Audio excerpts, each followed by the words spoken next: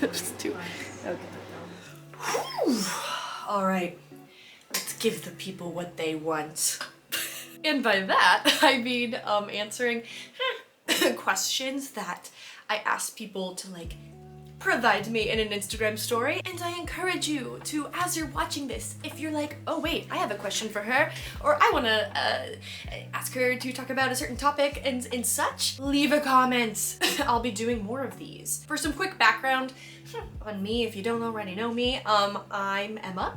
I have Tourette Syndrome. I was diagnosed over 20 years ago, and I've been yapping about it on the internet for well over a decade now, and advocating in many avenues. That's my stuff, you know? Jumping into it, the first thing we're gonna go over is someone asked me to speak about Tourettic OCD. And I was actually recently talking about this with one of my colleagues who is a pediatric neurologist, but I'll get to that part in a second. First I should probably define Tourettic OCD. For any curious and inquiring minds that don't already have their curiosity assuaged with the definition, making sure I said assuaged right, probably, with the definition of Tourettic OCD being in your brain bank, little lockbox up there. Tourettic OCD, I mean, I feel like this part is fairly obvious, but the OCD part stands for obsessive compulsive disorder. And obsessive compulsive disorder, OCD, is characterized by obsessions and compulsions, which are behaviors and acts, like physically or mentally, that the person with OCD does to then like assuage. I'm using the word assuage again. Oh my god, now it's just stuck in my head. You ever had a word just stuck in your head? Anyway, but to assuage the obsession, like the compulsion completes the obsession. Yeah. For instance, I was diagnosed with OCD at the time that I was diagnosed with Tourette Syndrome. And my OCD was like a lot worse when I was younger. And there's really so many things that I could talk about that were like my obsessions and compulsions. And I dealt with a lot of intrusive thoughts. But an example of one of the things that I dealt with my OCD, and this example might seem like small and not very impactful on my life, but you can see how if like this is something that's part of your everyday throughout the entire day, it becomes pretty disabling. Anyway, one of the things that I have dealt with over the years, a lot when I was younger, like elementary, middle to high school, was whenever I was looking at a capital E, I had to look at the middle rung within the E and stare at it and then identify if that middle rung was either shorter than the top and bottom rung or like the same length as the top and bottom rung, you know, different fonts, have that be different. And it's something I had to like always check. I also did a lot of reading when I was younger, and usually like if I did that once, like obviously like most books have the same font throughout, like I would do it spottily. Like I wouldn't have to do it for every single E, but like sometimes the obsession and then the compulsion would come. And same thing with lowercase i's. I would have to look at if the dot above the stick in the lowercase I was a circle or a square, and then sometimes, not as common, take it from me, the person with OCD who always had to check this, sometimes it would be like a diamond or whatever, but I had to identify what shape that little dot above the stick in the lowercase I was. But where does Tourettic, coming before the word OCD, play into, you know, the determination and characterization of Tourettic OCD rather than OCD itself? What's happening in this fun little muscle up here is usually something like, okay, your brain is telling you if you don't do this, then this will happen. So I've heard from different people who have like the classic OCD, because I actually experienced Tourettic OCD, it'll be things like, okay, if I don't touch this doorknob 3 times, then my family will die. If my checking the rung of the E and the dot of the I was like a classic OCD, maybe I'd be experiencing that, okay, if I don't check this, then something's gonna catch on fire. I don't know. Like it's all these different things that like you rationally know aren't going to happen, but in this OCD cycle, like it's like I have to do this so this doesn't you know, have to do this so this doesn't happen, or so that this does happen. Well, Tourettic OCD, while you can still be experiencing the same exact like obsessions and compulsion cycle as someone with classic OCD, process of, you know, the if this then this isn't happening. So while outwardly it may look like the exact same thing as classic OCD, what is actually happening inwardly is not this, oh, if this then this won't happen or will happen. It is more of a feeling of just this is not right, or like needing to make something right. Also, for example, I had like extreme asymmetry OCD growing up, and I still deal with it. I did like a lot of cognitive behavioral therapy to make this more bearable in everyday life for myself, because it was bad growing up. But when I say asymmetry OCD, and specifically like asymmetry Tourette OCD, an example of that would be that if something's hot on this hand, it needs to be hot on this hand. If it's cold on this hand, it needs to be cold on this part of my body. Even like, okay, not just hands, but like here, like I need to create that symmetry. And it wasn't just like a internal thing where like if things are touching me, they need to feel the same. It was also external. So like my parents had these French doors in my house growing up, and those are like 2 doors that open up to get to a room. And my dad actually built them, and they were very cool. But if one door was open leading to the office and the other one was closed, I could not handle it. I had to get up and go close the other door or make sure both were open. And not only that both were open, but both were open in the same way. Like I couldn't leave one slightly ajar and the other one fully open. Yeah, okay, and you might be wondering, because I said before that I was talking to my colleague that's a pediatric neurologist about this recently. And we were talking about this actually because the IOCDF conference, that conference was currently happening while I'm filming this, but started the other day. And I was talking to her about how I was diagnosed with OCD, and I had never even heard of Tourettic OCD until I attended the Tourette Association's Rising Leader training in like 2019. So for reference, like I was in my 20s at this point, and I had always known I had an OCD diagnosis, but then like hearing from other people when they described their OCD, I was like, mine is like that, but a little bit off of that, like a little bit different than other people with classic OCD, right? So I was at this training, and there was someone presenting during it, because there's a ton of presentations throughout the day. You get trained on how to like advocate, and they went over Tourettic OCD, and I was like, oh my gosh, mind freaking blown. This is like that gap in that where I'm hearing all of these other presentations of OCD and being like, mine is very much like that, but not exactly like that. This is filling that gap for me. This is the OCD experience that I have, the Tourettic OCD experience. So yeah, think about that. I was diagnosed at 5, and it took me until my 20s to find out that like this, like, you have this diagnosis, but like here's a little bit more about it. Here's a little bit more accurate of a description of it. Okay, next, someone asked about tick pain, specifically saying, for pain from our tics, what do we do? I'm 34, so she's getting creaky. Well, I am nearing 30, and on top of, normal creakiness, I feel like people with Tourette Syndrome just tend to have a higher level of that creakiness, and just statistically experience like a very high level of chronic pain within our lives. So to me, this is like all answers for these things. It's not a one-size-fits-all answer. But I will tell you some of my tips and tricks that I use often. I stretch a lot, which is a very boring answer. But I do feel like, because I stretch literally every morning and night to ensure that I'm less prone to like pulling muscles from tics, because I've pulled muscles from tics multiple times, and having that base amount of flexibility kind of helps. I have so many like muscle tensing they're muscle tensing motor tics. Imagine like in a video game you have like a passive trait, and you're able to maintain that passive trait of being less likely to get the debuff of spraining something or pulling a muscle, because, and you keep that passive trait by stretching a lot.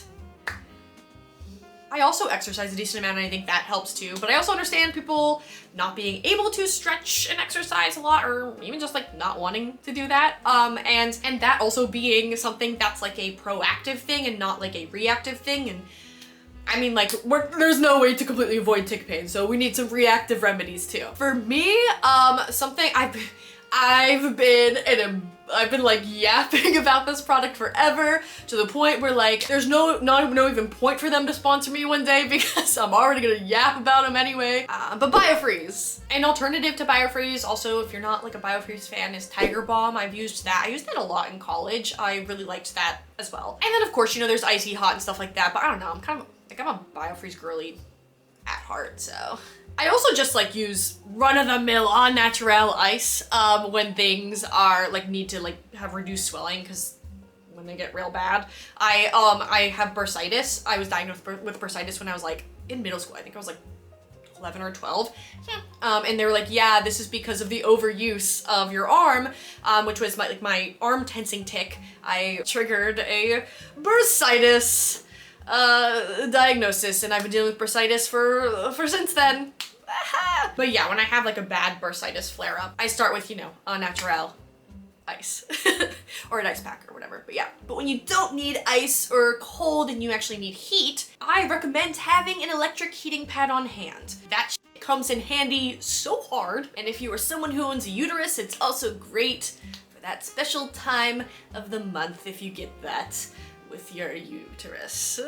Okay, next thing someone asked about is dating with tics. And I've talked about this pretty extensively publicly. I had my own videos on it, and then I also like spoke on a panel for the Tourette Association going over this at like a different point in my life. So it's actually kind of cool. You can watch one that's kind of old where I'm in my younger 20s and then see one more in my mid 20s where I go over this topic. I'm gonna link everything below, and I'll keep this short because I've talked about it so extensively. But I don't know, here's the thing. I mean, I'm pretty hot. It's kind of a joke, but I have had obstacles that I face because of my Tourette Syndrome and my tics, and I'd honestly say if anyone's not down with my tics, I'm probably not down with them anyway, and a big part of this video that I think just resonates for people not only in the disability community, but everyone, is this. Basically, just don't date someone who doesn't want to understand you. So I'd say live by that. I have found over the years, and as I've gotten older, I just spoke like a medieval wizard, I will kind of run into the aspect of Tourette Syndrome that is not tics interfering with my dating a little bit more, being more of like the social struggles aspect. So people with Tourette Syndrome tend to experience like social difficulties. I just like, there are neurotypical people in the world. Get this, there's neurotypical people, they exist. And I can't date them.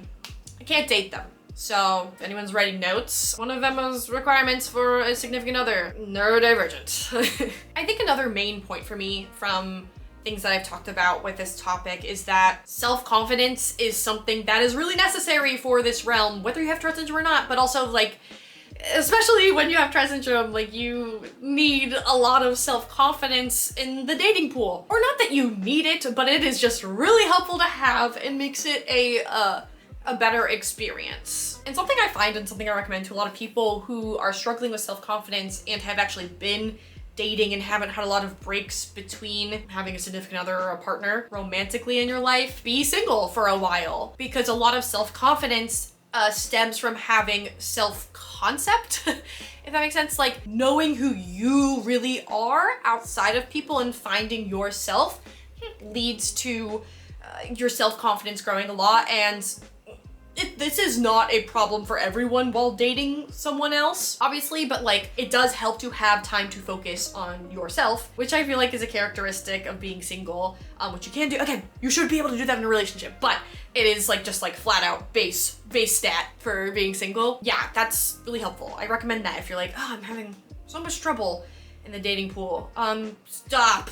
I said stop dating. Be single for a bit. Okay, and the last thing that I'll go over is feelings on meds, on using meds to control tics. And again, I say this is the last thing, but I'll do more videos going over more of what people provided me. I have like a couple of screenshots like this, and then add in things from the comments. All right, before addressing this question, I just want to address the way it was phrased, because I think a lot of people ask this question in this way. People in the Tourette Syndrome tic disorder community, people outside of it, like everyone, using the word control tics. I always think of medication or really any treatment for Tourette Syndrome as tic management rather than tic control. And I make sure I make this distinction because words matter, and you know, I work in marketing and communications, but also like I've been a person who is messaging and advocating for the Tourette Syndrome tic disorder community.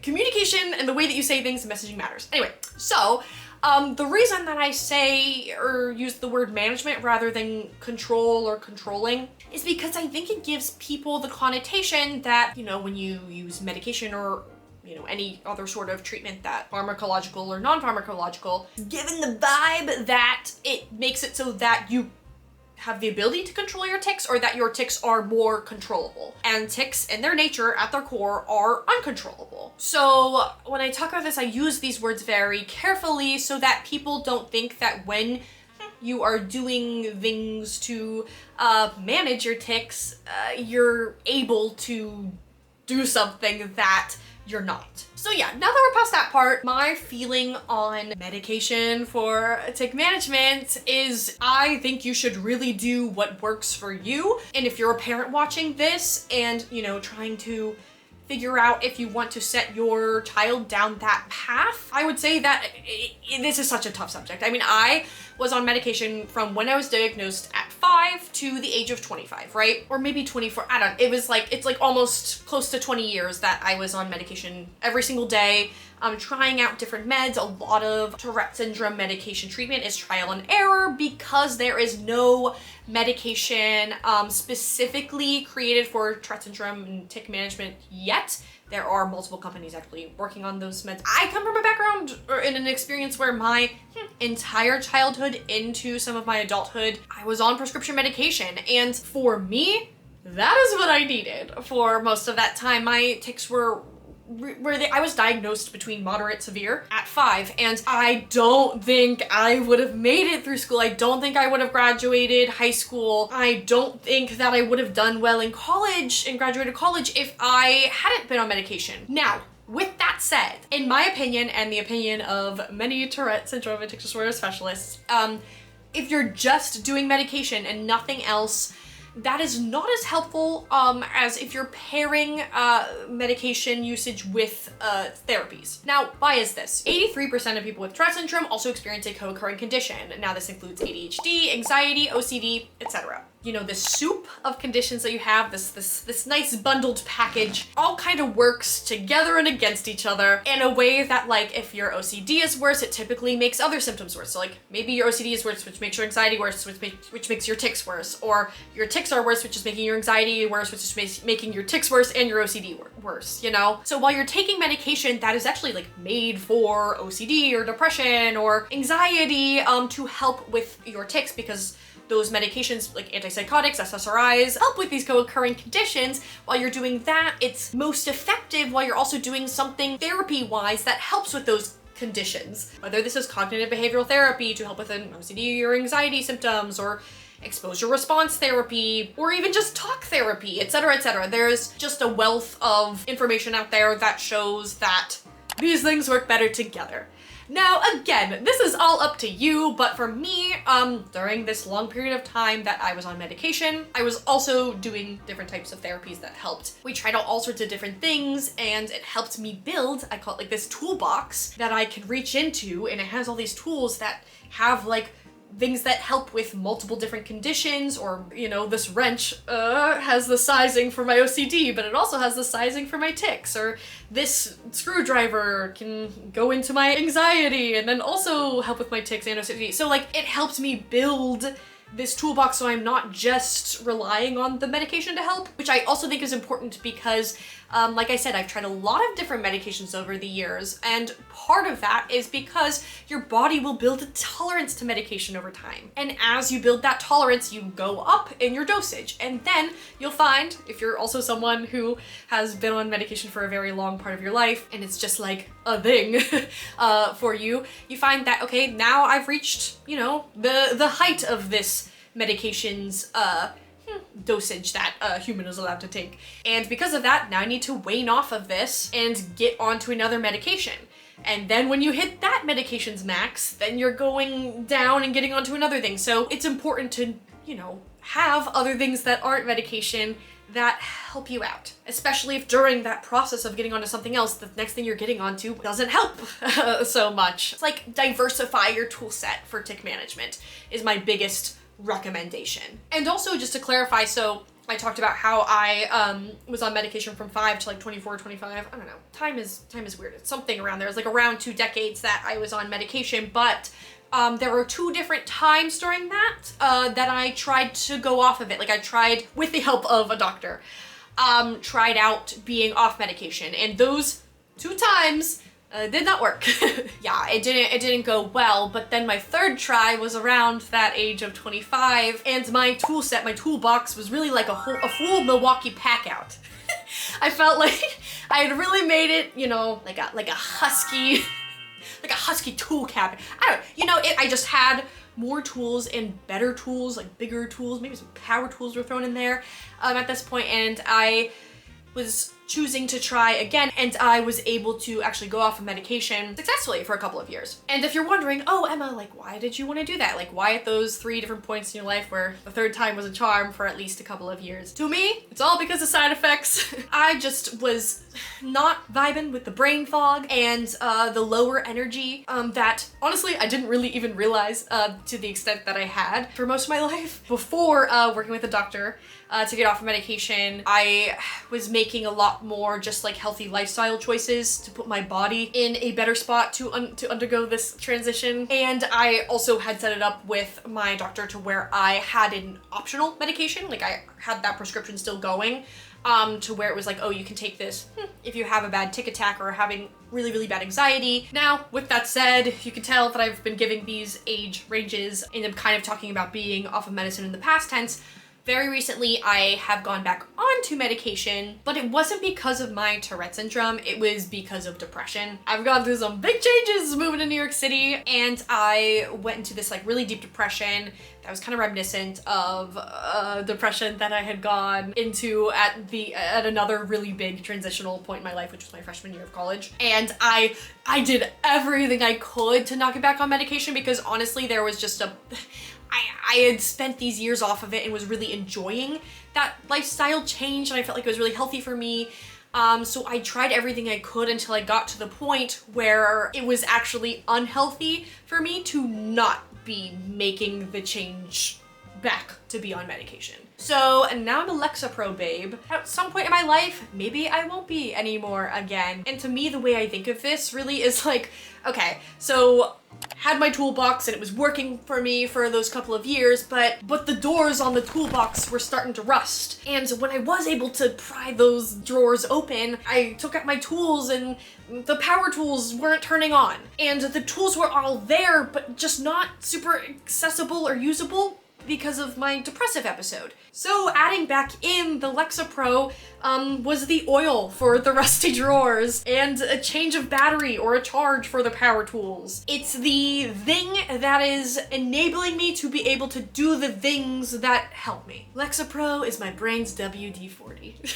So yeah, that's a lot of topics we just covered, and please feel free to, you know, give your experience as someone who tics or someone who maybe has like a co-occurring condition that I went over in the comments. Or if you don't have any of those things, just like give me your thoughts and also provide me with topics and questions that you'd love for me to yap about and educate about further. Yippee! I love to yap. Thanks, Twitches. Bye!